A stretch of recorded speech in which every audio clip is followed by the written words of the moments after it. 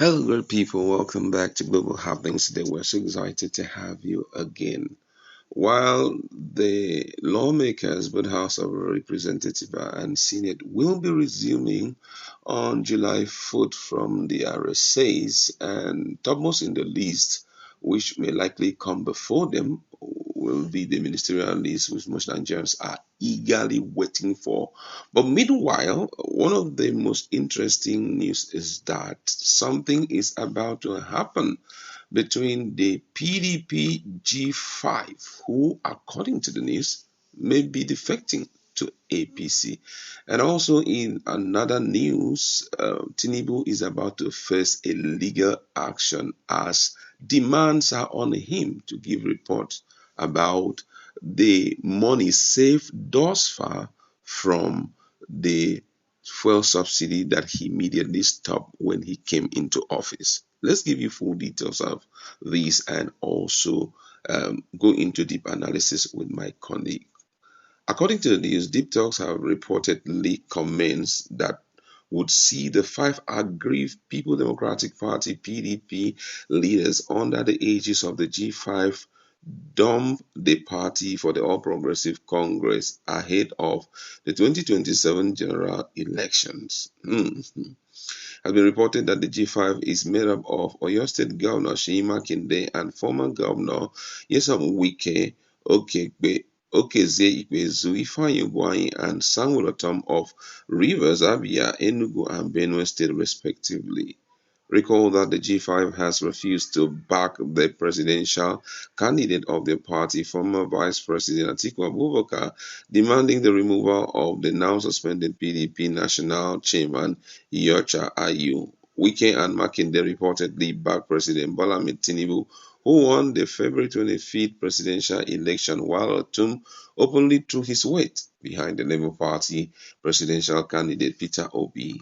According to Sunday's Punch, there have been ongoing moves by the Secretary to the Government of the Federation, George Akume, to lure the G5 to the APC.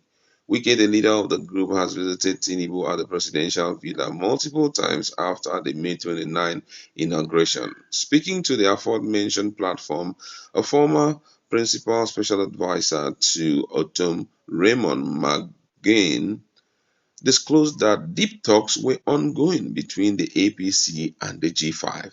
He stated that the discussion could lead to the defection of the aggrieved PDP leaders in the months ahead. According to him, and I could say, they are talking on a consistent basis with the APC. These are not mere talks, but deep-seated conversations between the PDP leaders and the ruling party. They may be joining the APC because there are no indications that they are still interested in what is going on in their party.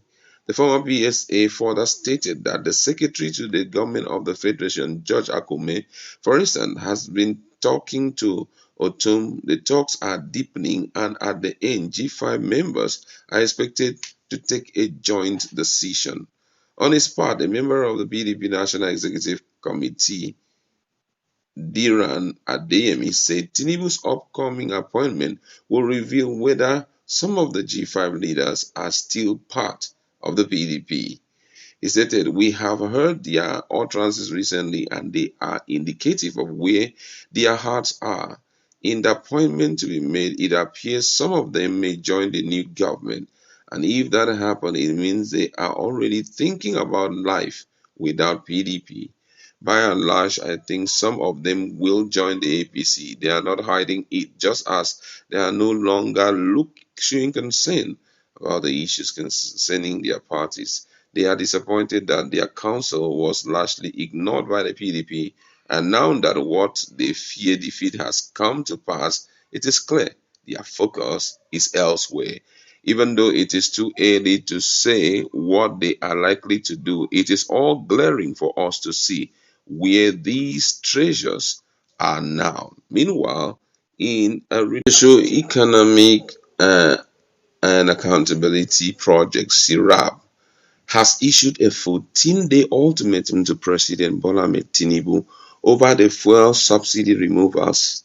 SIRAB said Tinubu should publish the spending details of fuel subsidy within the next 4 weeks. The body vowed to initiate a legal action against Tinubu if he fails to publish the details within 4 weeks. In their social media page, Sirab was found writing, breaking subsidy removal.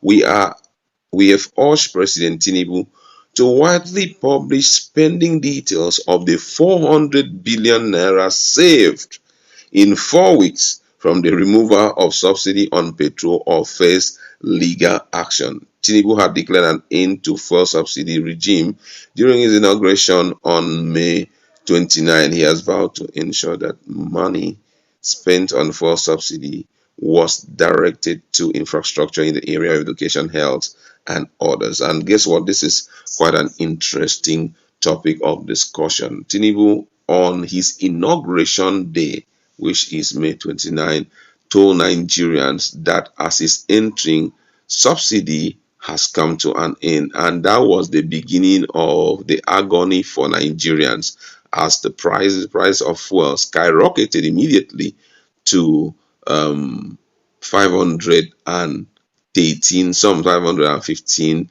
some 510 naira. My colleague is in the house. What do you think about this move by Sirab? Don't forget, Sirab is like a pressure group that is there to fight against any government that does not perform well. Do you think that there will be any move by Bola Ahmed Tinubu to do something speedily as it regards the expected 400 billion naira save within this short period of 4 weeks? All right, I will try and be as objective as I can be. The truth be told, Syria have been doing this for more than 8 years now, where they keep dragging Buhari. Government of the day. Yes, then it was Buhari who drag, and Buhari gives one response: silence. And I don't think Tinubu will do anything different. He would probably do worse this time around. Ignore, totally ignore. And you know what pains the most is the fact that they don't give ear, they don't give response, and there's no punitive measures from Serap to see how they can bring the government of the day to justice. So it now looks like a group that keeps making Nigerians understand the pressures or the intricacies or the situation on ground, but they are helpless to act either for or against that situation. So, but yes, kudos to Tirab. Clearly shows that we have active pressure group. But the question is, after the information, we've heard a lot, some very negative things out there. But after hearing the negative things, what are the punitive measures being applied? None. So impunity continues, unfortunately. But it's a good one for Tirab. Clearly shows that Nigerians are really watching and listening. All right. First of all, let me just say this. Sirab has been doing so well when it comes to the issue of dragging the government of the day. They are like a watchdog, you know, at any government that is coming in. But the problem that we have in our country is the effectiveness of our judiciary. There were a lot of court cases against Buhari, which Sirab in many instances had won it. But it was so shocking that the government of the day feels that it is above the law. And for that reason, pretends as if none of those things was actually directed at it. And this is absolutely wrong because I feel that the judiciary should try to build up its image by, taking some.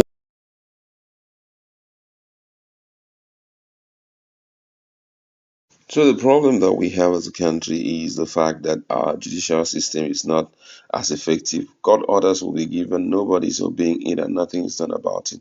But I must say that Sirab have been doing so much, and I know that even as Buhari is out of office, their intention is to go to International Court of Criminal Court to bring out some of the acts by the former president in flouting court orders and possibly see how International Court of Justice, International Criminal Court can do something in that regard. However, that's what we would like to leave it. Go to our comment section. Let's interact.